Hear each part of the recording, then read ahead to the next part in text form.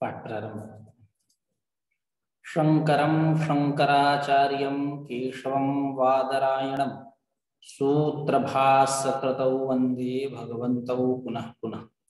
अनिर्वाच्या विद्याद्वितयसचिवस्य प्रभवतो विवर्ता यस्यैते वियदनिलतेजो भवनयः यतश्चाभूद्विश्वं चरमचरमुच्चावचमिदं नमामस्तद्ब्रह्मा परिमितसुखज्ञानममृतम्।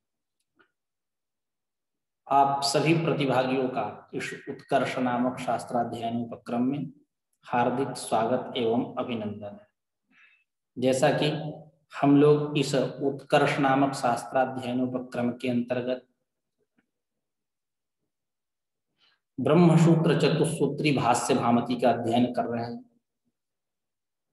उसी विचारक क्रम में, अध्ययन क्रम में अध्यास भाष्य के ऊपर हमारी यह विचार श्रृंखला, विचार यात्रा प्रवर्तित है। उसी विचार यात्रा को गति देते हुए पाठ प्रारंभ करते हैं।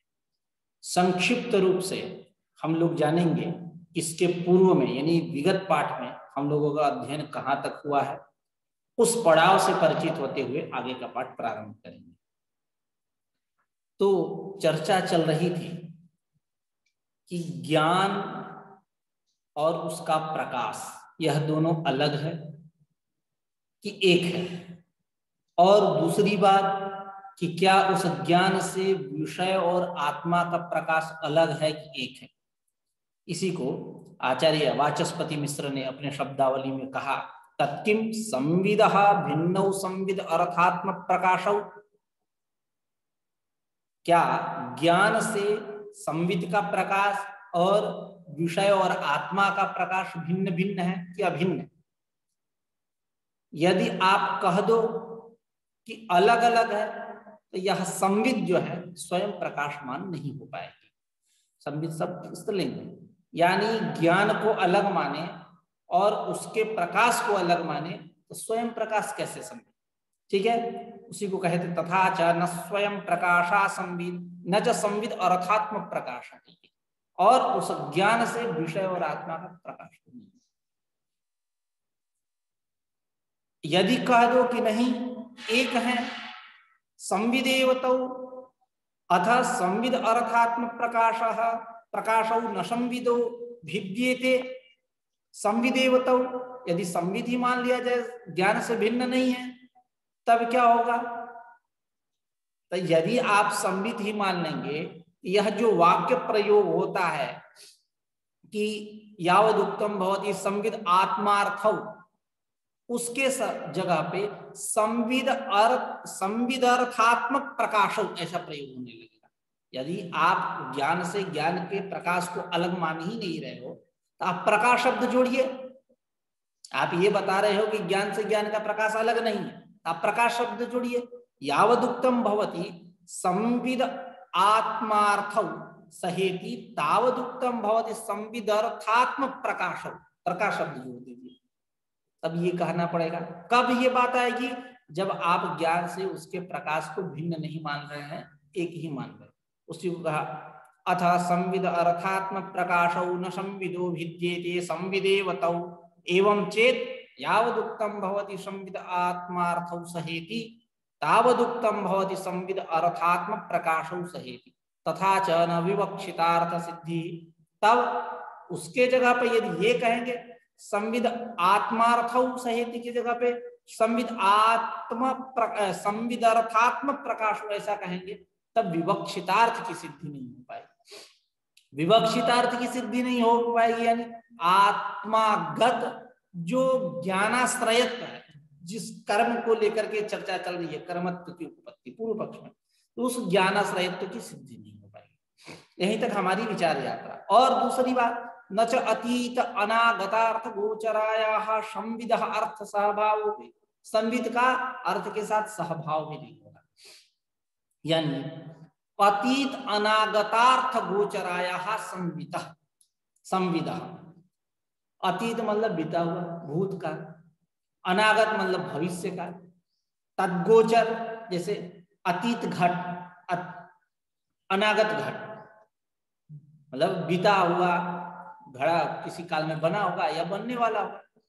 तो अतीत अनागत मतलब भूत भविष्य घट विषय का जो ज्ञान है, संविद है, उस संविद का, उस ज्ञान का अर्थ के साथ, विषय के साथ, घटादि के साथ सहभाव भी नहीं होगा। ठीक है, यानी ज्ञान का विषय के साथ। ठीक है, उसी कर न च अतीत अनागतार्थ गोचराया संविद अर्थ सहभाव न को जोड़ी, सहभाव भी नहीं होगा। और यदि यह तुम कहो कि तद विषय हानोपादानोपेक्षा बुद्धि जननात् अर्थ सहभाव चेत न, यदि आप सहभाव सिद्ध करना चाहो, अर्थ सहभाव सिद्ध करना चाहो ज्ञान का विषय के साथ, किस प्रकार से? तद विषय मतलब अतीत घटादि विषय। एक उदाहरण ले लीजिए, घटपट मठ जो लेना है, अतीत घटादि विषयक।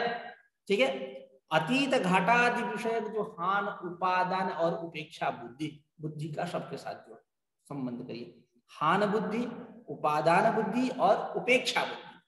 हान मतलब त्याग करना, उपादान मतलब ग्रहण करना, उपेक्षा मतलब उपेक्षा, उदासीन रहना, उस एक अपेक्षा, अपेक्षा साकांक्षा रहना, उपेक्षा मतलब उसकी इच्छा ही ना करना, इच्छा का विषय ही ना बनाना। ठीक है, तो यदि हम एतद रूपेण, इस रूप से तद विषय यानी अतीत घटादि विषय का हान बुद्धि, उपादान बुद्धि और उपेक्षा बुद्धि के का जनना, उत्पत्ति होने से, वो उसका जनक होगा। कौन? संविद ज्ञान। ठीक है, जननात् उस संविद का अर्थ के साथ सहभाव, जनक होने के कारण ज्ञान ही, ये तो ज्ञान के ही भेद है ना। हान बुद्धि, बुद्धि मतलब ज्ञान। यदि हम कहे सहभाव दिखाए संविद का विषय के साथ एतद रूपेण कि अतीत घटादि विषय का हान बुद्धि, उपादान बुद्धि, उपेक्षा बुद्धि महिम्ना जनना, उस ज्ञान से, संविद से इनकी उत्पत्ति होने से संविद का इनके साथ अतीत घटादि विषय सहभाव है, अर्थ सहभाव है, तो न। और अपने पक्ष में इति चेत न का भी समाधान है। ये बात क्यों कह रहे हैं? क्यों कह रहे हैं? इसलिए कि एक अनुमान इन्होंने बनाया, क्या कि अतीत घट विषयकम ज्ञानम अतीत घट सहभूतम अतीत घट विषय का हानादि बुद्धि जनकत्वात्, ऐसा एक अनुमान का स्वरूप बना दीजिए कि अतीत घट विषयकम ज्ञानम, घट पट मट जो भी ले लें, वो कैसा ज्ञान है? अतीत घट सहभूतम, ज्ञानम अतीत घट सहभूतम, यानी अर्थ सहभाव। क्यों? कि अतीत घट विषय का हानादि बुद्धि जनकत्वात् संविद, हानादि बुद्धि, अतीत घट विषय का हानादि, हान उपादान उपेक्षा बुद्धि के वो जनक होने से, इस प्रकार हम अर्थ सहभाव, ज्ञान का हम अर्थ के साथ सहभाव करेंगे इति चेत न। ठीक है, यदि आप ऐसा कहो तो नहीं कह सकते। क्यों नहीं कह सकते? क्योंकि आपका जो हेतु है अतीत घट विषय का हानादि बुद्धि जनकत्वात्, यह जो हेतु है इस उक्तानुमान में, यह स्वरूपा सिद्धि दोष से युक्त है। इसलिए इसके बल से आप संविद अर्थ सहभाव नहीं कर सकते। कैसे स्वरूपा सिद्धि दोष से युक्त है, इसको समझते हैं। बात समझ में आई ना? यानी अतीत घटादि, यह अतीत घटादि का जो ज्ञान है, यह इस ज्ञान में जैसे अतीत घट विषयकत्व सिद्ध, ठीक उसी प्रकार वैसा ही हानादि बुद्धि में अतीत घट विषयकत्व सिद्ध नहीं है। यदि सिद्ध रहता तो स्वरूपा सिद्धि दोष नहीं है। सिद्ध नहीं है इसलिए स्वरूपा सिद्धि दोष है। मतलब हेतु विषयक, हेतु जो है स्वरूपा सिद्धि दोष से युक्त है हुआ, इसलिए इस हेतु के बल से अतीत घट विषय का हानादि बुद्धि जनकत्वात्, इस हेतु के बल से संविदा अर्थ सहभाव इति वक्तुं न शक्नुमः, ऐसा आप नहीं कह सकते। बात समझ में आई? उसी को कह रहे हैं। और इति चेत न, मतलब उसका अभिप्राय ये है क्योंकि यह आपका हेतु जो है स्वरूपा सिद्धि दोष से युक्त है। ठीक है, समझ में आया? क्योंकि अतीत घटक ज्ञान में जिस प्रकार अतीत घट विषयकत्व सिद्ध है, ठीक उसी प्रकार हानादि बुद्धि में अतीत घट विषयकत्व सिद्ध न होने के कारण यह जो हेतु है अतीत घटादि विषयक हानादि बुद्धि जनकत्वाद, यह हेतु स्वरूपा सिद्धि दोष से युक्त है। ठीक है, इसलिए आप ऐसा नहीं कह सकते कि संविदा अर्थ सहभाव, ठीक है, तद विषय हानादि बुद्धि जन हानोपादान उपेक्षा बुद्धि जननात् अर्थ सहभाव इति वक्तुं न शक्नुमः। ठीक है, उसी को और स्पष्ट करते हुए आगे कह रहे हैं अर्थ संविद इव हानादि बुद्धिनामपि तद विषयत्वानुपपत्तेः, तद विषयत्वानुपपत्तेः मतलब अतीत ज्ञान विषयत्वानुपपत्तेः, अतीत घट विषयत्वानुपपत्तेः प्रकृतस्थल में, यानी अर्थ संविद इव, जिस प्रकार अर्थ यानी विषय और संविद यानी ज्ञान, ये दोनों परस्पर सिद्धांततः कैसे हैं, भिन्न भिन्न। ठीक उसी प्रकार हानादि बुद्धि नाम अपनी, हान उपादान उपेक्षा बुद्धि नाम अपनी तद विषयत्वानुपपत्तेः, यानी ज्ञान विषयत्वानुपपत्तेः प्रकृत स्थले अतीत घट विषयत्वानुपपत्तेः भिन्न है। अर्थात एतावता यह बात क्या स्पष्ट हुई कि अर्थ सह संविदः अर्थ सह भावः नास्ति। ठीक है, उसी को आगे और स्पष्ट करते हुए कह रहे हैं हानादि जननाथ हानादि बुद्धिनाम अर्थ विषयत्वम कामा अर्थ विषय हानादि बुद्धि जननाथ अर्थ संविदः तद विषयत्वम इति चेत, कह रहे हैं कि हानादि जननाथ हानादि बुद्धिनाम, हानादि बुद्धि जो है विषयक जो ज्ञान है उनका जनक है। ठीक है, हानादि बुद्धि आदि आदि जहां पद है वहां उपेक्षा और उपादान उपेक्षा इन सबका ग्रहण करते रहिए। हानादि जननाथ हानादि बुद्धि नाम, उनका जनक हानादि बुद्धि है, बुद्धि मतलब ज्ञानी। ठीक है, इनका हानादि हान उपादान उपेक्षादि नाम जननाथ हानादि बुद्धि नाम अर्थ विषयत्वम अर्थ सहभाव, क्यों अर्थ विषय हानादि बुद्धि जननाथ अर्थ संविदः तद विषयत्वमिति, क्यों कि अर्थ विषय हानादि बुद्धि जननात् इनकी उत्पत्ति होने से अर्थ संविदः तद विषयत्वम, अर्थ संविदः अर्थ मतलब घट विषय का जो ज्ञान है तद विषयत्वम अतीत घट विषयकम इत्यादि इति यच्चेत, यदि आप ऐसा कहो तो ये बात बताओ तत्किम देहस्य प्रयत्नवत् आत्मसंयोगः देह प्रवृत्ति निवृत्ति हेतु अर्थे इत्यर्थ प्रकाशोस्तु जाड्या देहात्म संयोग नार्थ प्रकाश इति चेत। आगे नन्वयम करेगी जब, तो ये बात बताओ तत्किम देह से प्रयत्नवत आत्म संयोग, देहगत जो प्रयत्न है ठीक उसके समान आत्म संयोग प्रयत्नवत आत्म, तो प्रयत्न के कारण क्या है, देह में प्रवर्तना होती है, निवृत्ति होती है चैतन्य होने के कारण।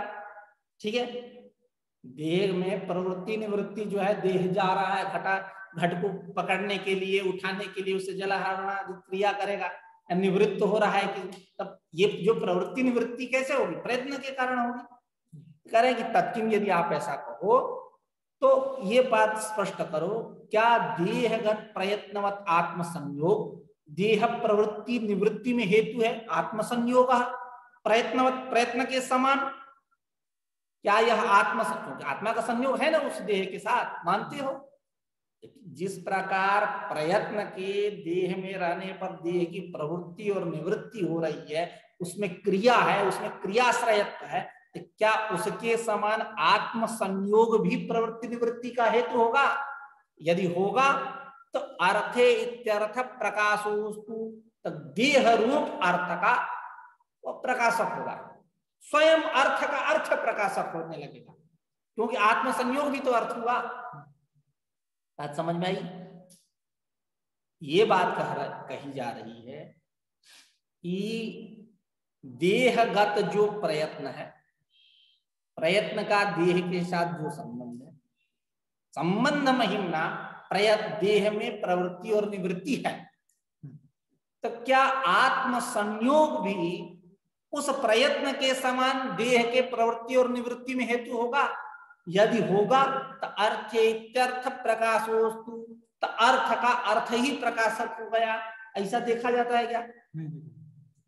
घट का घट प्रकाशक होगा, चिदाभासेन घट स्फुरित न है, बुद्धितस्थौ चिदाभासौ द्वावेतौ व्याप्नुतो घटम तत्रा ज्ञानम धियानस्येत आभासेन घट स्फुरित। समझ में आई बात? तो अर्थ तब क्या होगा? इत्यर्थे अर्थ प्रकाश हो, अर्थ प्रकाश होने लगेगा। उसी बात को कह रहे हैं कि हानादि जननात् हानादि बुद्धिनाम अर्थ विषयत्वम अर्थ विषय हानादि बुद्धि जननात् अर्थ संविदः तद विषयत्वम इति चेत तत्किं देहस्य प्रयत्नवत् आत्म संयोगः देह प्रवृत्ति निवृत्ति हेतुरर्थे इत्यर्थ प्रकाशोस्तु जाड्यात् देहात्म संयोगः नार्थ प्रकाशः इति चेत। यदि आप कह दो यह जो आत्म संयोग है ये जड़ है, इसलिए विषय का प्रकाशक नहीं होगा। यदि यदि यदि एवं उच्यते तो यार, तब सुन लो उसका समाधान आगे, ठीक है? कहो समस्या तो आ गई कि अर्थ का अर्थ ही प्रकाशक हो गया, बचने के लिए कह दोगे कि वो जो है जड़ है, जड़ है वो अर्थ का प्रकाशक नहीं होगा, तो जो दोष दे रहे थे उसे हम बच जाएंगे। तो कह रहे हैं कि सुनो, ज्यादा बुद्धि मत दौड़ाओ, जाड्यात् देहात्म संयोग नार्थ प्रकाश, अर्थ का प्रकाशक नहीं इति चेत। यदि आप ऐसा कहोगे तो पहली बात बताओ हमको, ननु अयम स्वयं प्रकाशोपि स्वात्मन्येव खद्योतवत् प्रकाश। यह आत्मा को क्या माना जाता है? स्वयं प्रकाश। अब यह क्या हो जाएगा? खद्योतवत् प्रकाश हो जाएगा, जुगनू के समान। खद्योत मतलब जुगनू। जुगनू क्या करती है? जितना उसको काम रहता है उतने देर के लिए लाइट जलाती है, थोड़ा अपने लिए केवल प्रकाश करती है, उसके बाद ये थोड़े जब सबके लिए प्रकाश करने लगे तो सूर्य की क्या आवश्यकता, ये भेपर ऊपर लाइट लगाने की क्या आवश्यकता, वो केवल अपने लिए। यदि ऐसा मानोगे तो वो आत्मा कैसा हो जाएगा? खद्यो अर्थ का प्रकाशक नहीं हो रहा है, विषय इत्यादि का प्रकाशक नहीं, स्वयं प्रकाश कह रहे हो तो कैसा खद्योतवत हो गया? समझ में आया? तो ज्यादा दिमाग दौड़ाओ नहीं। जाड्यात् देहात्म संयोगः नार्थ प्रकाशः, अर्थ का प्रकाशक नहीं है इति चेत। यदि आप ऐसा कहो तो ननु अयम, कौन? स्वयं प्रकाशोपि, कौन? आत्मा। स्वयं प्रकाशोपि स्वात्मन्येव खद्योतवत् प्रकाशः, खद्योत के समान प्रकाश हो जाएगा, माने जुगनू। अर्थे तु जड़ है इति उपादिता, और अर्थे तु मतलब विषयत्व यह क्या है? जड़ ही है। विषय के रूप में इसको स्वीकार करोगे तब यह क्या रहेगा? अर्थे तु जड़ इति पूर्वम उपपादिता न च प्रकाशस्य आत्मनः विषयाः। कह रहे हैं कि हाँ, न च प्रकाशस्य आत्मनः विषयाः, कह रहे हैं कि प्रकाशस्य आत्मनः मतलब स्वरूपम। आत्मा का अर्थ क्या होता है? स्वरूपम। अन्वय करिए समानाधिकरण्य अन्वय। प्रकाशस्य आत्मनः विषयाः, प्रकाश का स्वरूप विषय बनना ये नहीं, ठीक है? न च प्रकाशस्य आत्मनः स्वरूपम विषयः, उसका स्वरूप ही विषय बनना नहीं कर सकते। क्यों? कि ते ही विच्छिन्न दीर्घ स्थूलतया अनुभूयन्ते ते ही विषयाः। वो विषय कैसे अनुभूत होते हैं? कैसे विषय अनुभूत होते हैं? विच्छिन्न। विच्छिन्न मतलब विच्छिद्य, विच्छिद्य मतलब धारा ना चले, तार टूटता रहे। वहां आप देखिए एक सूत्र है, समाधि भावनार्थ क्लेश तनुकरणार्थश्च, उसके आगे एक सूत्र है अविद्या क्षेत्रम उत्तरेशम प्रसुप्त तनु विच्छिन्नो दाराणाम। वहां जो विच्छिन्न का भाष्य में करते विच्छिद्य, विच्छिद्य, ठीक है? विषय एतद रूप होते हैं। और कैसा होता है? दीर्घ होता है और स्थूल होता है। एतद रूपेण अनुभूयन्ते। और आत्मा को मान लो, आत्मा ऐसा है वही। न च प्रकाशस्य आत्मनः विषयाः द्रूपाः स्वरूपाः विषयाः न भवन्ति। क्यों? विषय इस प्रकार के होते हैं और आत्मा इस प्रकार की बातें करते। ते ही विच्छिन्न दीर्घ स्थूलतया अनुभूयन्ते विषयाः प्रकाशश्च अयम आंतरः अस्थूलः अनडुः अहरस्वः अदीर्घश्चेति प्रकाशते। और वह आत्मा कैसा है? प्रकाश स्वरूप है। प्रकाशश्चयम् आंतरः, शरीरांतरवर्ती है, अस्थूल है और अनडु है, अणु भी ज्यादा नहीं है, और अहरस्व है और अदीर्घ है। और विषय कैसा है? हरस्व दीर्घ पुरुष इत्यादि जो अभी कर रूप है, ठीक है। और ये कैसा है?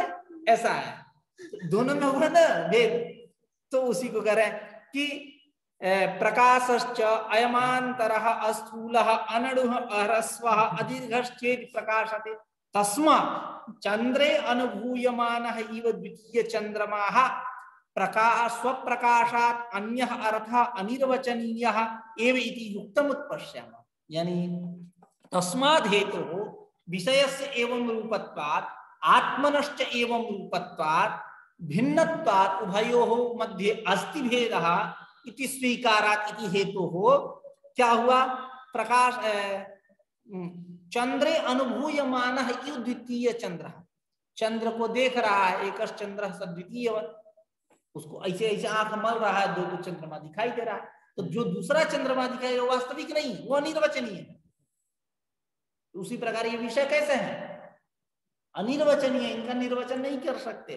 तो अगर तस्मा चंद्रे अनुभूयमानः इव द्वितीयः चंद्रमाः स्वप्रकाशात् अन्यः अर्थः अनिर्वचनीयः एव इति युक्तम् पश्यामः। स्वप्रकाशात् अन्यः, स्वप्रकाश जो चेतन है, आत्मा है, इससे वह विषय कैसा है?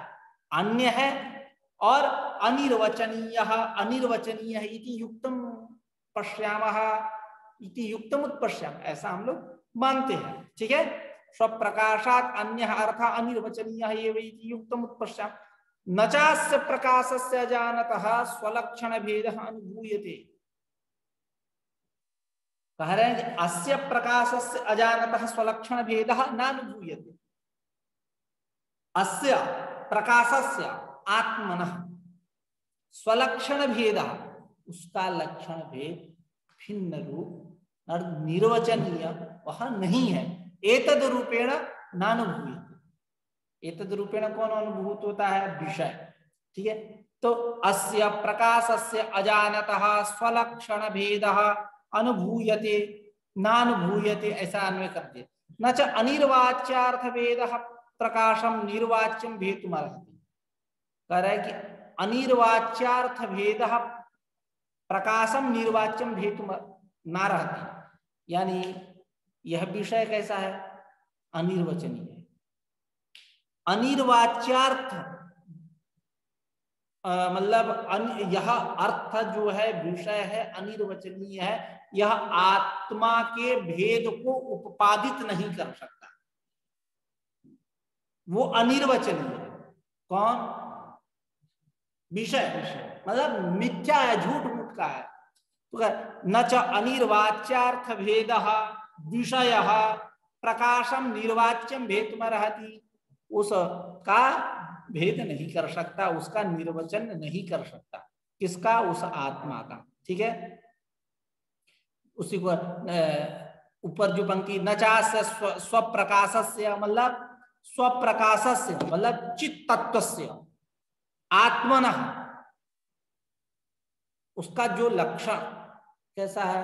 तो आत्मा सत्यम ज्ञानम अनंतम ब्रह्म इत्यादि तद्रूप है, सर्वम खल्विदम ब्रह्म इत्यादि। स्वलक्षण भेदः नानुभूयते। न च अनिर्वाच्यार्थ भेदः प्रकाशम निर्वाच्यम भेतुमर्हति, उसका निर्वचन नहीं कर सकता। क्यों? ऐसा करने लगेगा अति प्रसंग हो जाएगा, अति व्याप्ति आ जाएगी। ठीक है, न च क्यों? न च अर्थानामपि परस्परम भेदः समीचीन ज्ञान पद्धतिम अध्यास्ति कि उपरिष्टात् उपपादिष्यते। कह रहे कि अर्थानाम, पदार्थानाम, विषयाणाम, यानी इनका परस्पर भेद जो है ज्ञान की कसौटी पर नहीं रखा। विषयों का अर्थानाम मतलब पदार्थानाम घटादीनाम, इनका परस्पर भेद जो है समीचीन ज्ञान पद्धति न अध्यास, ज्ञान की कसौटी पर यह खरे नहीं उतरते। उपरिष्टात् उत्पादयिष्यते, आगे हम बताएंगे। तदयं प्रकाशः एव स्वयं प्रकाशः एकः कूटस्थः नित्यः निरंसः प्रत्यगात्मा अशक्य निर्वचनीयेभ्यः देहेन्द्रियादिभ्यः आत्मानं प्रतीपं निर्वचनीयं मंचति जानाति प्रत्यक् सच आत्मेति प्रत्यगात्मा सच अपराधीन प्रकाशत्वात् अनंसत्वाच्च विषयः तस्मिन् अध्यासो विषय धर्माणां देहेन्द्रियादि धर्माणां। देखिए, तदयं प्रकाशः एव स्वयं प्रकाश। यह आत्मा कैसा है? प्रकाश रूप। प्रकाश रूप यानी स्वयं प्रकाश रूप। वो कैसा है? एक है, कूटस्थ है, नित्य है, निरंश है, अंश रहित है, अवयव रहित है। और वह कैसा है? प्रत्यगात्म तत्व है। प्रत्यगात्म तत्व की भी व्याख्या करेंगे। और अशक्य निर्वचनीय देहेन्द्रिया, जिसका निर्वचन नहीं किया जा सकता, ऐसा जो अशक्य निर्वचनीय। कौन? देहेन्द्रिया, यानी कुल जोड़ घटा के अनिर्वचनीय, जिसका निर्वचन नहीं कर सकते, उसी को तो बोलेंगे ना निर्वचनीय। निर्वचनम न कर तुम शक्य, ठीक है। निर्वचनीय न निर्वचन, निर्वक्तुम योग्यम निर्वचनीय, न निर्वचनीय अनिर्वचनीय, अर्थात निर्वचन न कर तुम शक्यते, ठीक है। तो एतद रूप है कौन? देह। तेभ्यः अशक्य निर्वचनीयेभ्यः देहेन्द्रियादिभ्यः आत्मानं प्रतीपम, प्रत्यगात्मा का अर्थ बता रहे हैं। आत्मानं प्रतीपम यानी निर्वचनीयम, अंचति जानाति इति प्रत्यक, मतलब विषयों से हटाता, इसे बोलते हैं प्रत्यक। प्रत्यक्षः च आत्मेति प्रत्यगात्मा, उसको बोलते हैं वो प्रत्यगात्मा। तदरूप है वह कौन? प्रकाश, ब्रह्म, ईश्वर, विज्ञान, ठीक है। तदयं प्रकाशः एव स्वयं प्रकाशः एकः कूटस्थः नित्यः निरंसः प्रत्यगात्मा अशक्य निर्वचनीयेभ्यः देहेन्द्रियादिभ्यः आत्मानं प्रतीपं निर्वचनीयं मंचति जानाति इति प्रत्यक् सच आत्मेति प्रत्यगात्मा सच अपराधीन प्रकाशत्वात् अनंसत्वाच्च अविषयः तस्मिन् अध्यासो विषय धर्माणां देहेन्द्रियादि धर्माणां। कार्य वह आत्मा कैसा है? एतद्रूप है। अभी जो बातें हुई, स्वयं प्रकाश है, एक है, कूटस्थ है, नित्य है, निरंतर है, प्रत्यगात्मा है। प्रत्यगात्मा की क्या व्याख्या, उससे भी अवगत हुई। और यह आत्मा अपराधीन प्रकाश, पराधीन प्रकाश नहीं, यानी घटपट आदि के समान इसको प्रकाशांतर की अपेक्षा नहीं है, स्वयं प्रकाश है। अपराधीन सच मतलब प्रत्यगात्मा अपराधीन प्रकाशत्वात् इति हेतु हो अनंसत्वाच्च इति हेतु हो, यानी स्वयं प्रकाशमान होने से, निरंश होने से, अनंत मतलब निरंश होने से, अविषय, यह प्रत्यगात्मा कैसा हुआ? एतद रूप होने से अविषय हुआ। तो जब अविषय हो गया तो तस्मिन् अध्यासा विषय धर्माणां देहेन्द्रियादि धर्माणां कथं किमाक्षेपे, तब उस अविषय प्रत्यगात्मा में देह विषय धर्म यानी देहेन्द्रियादि के धर्मों का कथम अध्यास, जो ऊपर कहे रहे पूर्व पक्ष उच्चते करके समाधान देंगे। पूर्व पक्ष में तो यही था ना, कथम पुनः प्रत्यगात्मनि अविषय अध्यास विषय तद्धर्माणाम, कहे थे ना, सर्वो ही पूर्वस्थिते विषये विषयांतरम अध्यस्यति युष्मत् प्रत्ययापेतस्य च प्रत्यगात्मनः अविषयत्वं ब्रवीषि, यह बात कही गई थी। तो उसी बात की उपपत्ति यानी पूर्व पक्ष आकर के खड़ा हुआ, कथम पुनः प्रत्यगात्मनि अविषय अध्यास विषय तद्धर्माणाम, यह जो बात कही गई उसी बात को यहाँ तक स्पष्ट किया गया कि वह प्रत्यगात्मा कैसा हुआ? अपराधीन प्रकाश। जब अपराधीन प्रकाश इस हेतु से, अनंसत्वाच्च यानी निरंश होने के कारण इस हेतु से वह अविषय। यदि ये दोनों नहीं रहते, अपराधीन प्रकाश रहता और अंश युक्त रहता, तब वह अविषय नहीं होता, तब विषय रहता। लेकिन वह प्रत्यगात्मा कैसा है? अनंश होने के कारण, अपराधीन प्रकाश होने के कारण, स्वयं प्रकाशमान होने के कारण, अनंश होने के कारण वह कैसा है? अविषय। जब वह अविषय सिद्ध हुआ तो तस्मिन् अध्यासः विषय धर्माणाम यानी देहेन्द्रियादि धर्माणाम, उस प्रत्यगात्मा में, तस्मिन् प्रत्यगात्मा उस प्रत्यगात्मा में विषय देहेन्द्रियादियों का विषय उसके धर्मों का, विषय धर्मों का, देहेंद्रियादि धर्मों का कथम किमाक्षेप, कैसे अध्यास होगा? अयुक्तोयम अध्यास आक्षेप एतावता, यह अध्यास आपका क्या है? ठीक नहीं, अयुक्त है। कस्मादयम अयुक्त, इसलिए यह अयुक्त है। इत्यत आह कर, क्योंकि लोक में देखा जाता है कि सर्वो ही पूर्वस्थित विषय विषयांतरम मध्यस्थति, सभी लोग जो है पूर्वस्थित विषय में ही, पूर्ववर्ती जो विषय सुक्तिकादि उसमें ही विषयांतरों का अध्यास करते हैं। जैसे सुक्तिकादि है पूर्ववर्ती, रज्ज्वादि है उसमें रजतत्वादि सर्पत्वादि का अध्यास होता था, पूर्ववर्ती होना चाहिए। यह आत्मा, प्रत्येगात्मा को आपने अविषय सिद्ध कर दिया, तो अविषय विषयांतरम कथम अध्यस्य, विषय विषयांतरम अध्यस्य अयम अस्ति कश्चन नियमः। ठीक है, ये तो प्रत्येगात्मनः इदानीं त्वया किं प्रतिपादितम्? अविषयत्वम्। यदि भवद्भिः प्रत्येगात्मनः विषयत्वं प्रतिपादितं चेत् तर्हि अविषय प्रत्येगात्मनि कथम विषयाणां नाम विषय धर्माणां देहेन्द्रियादि धर्माणां कथम अध्यासः? अवगतम? उसी को कह रहे हैं, क्योंकि सभी लोग जो है, लोक में ऐसा देखा जाता है, सब व्यवहार करते हैं, सर्वो ही पूर्ववस्थिति विषय विषयांतर मध्यस्थति। ठीक है, अभी आपने प्रत्येगात्मा को अविषय बताया, तो कैसे उसमें अध्यास होगा विषय के धर्मों का, देहेन्द्रियादि धर्मों का। एतदुक्तम भवति यत्पराधीन प्रकाशम अंशवच्च तत्सामान्यांश ग्रहे कारण दोषवसाच्च विशेषाग्रहे अन्यथा प्रकाशते। चलिए अब कल आज की चर्चा यहीं समाप्त। ठीक है, कल चर्चा करेंगे। आज की चर्चा यहीं समाप्त। कुछ पूछना है तो पूछ लीजिए।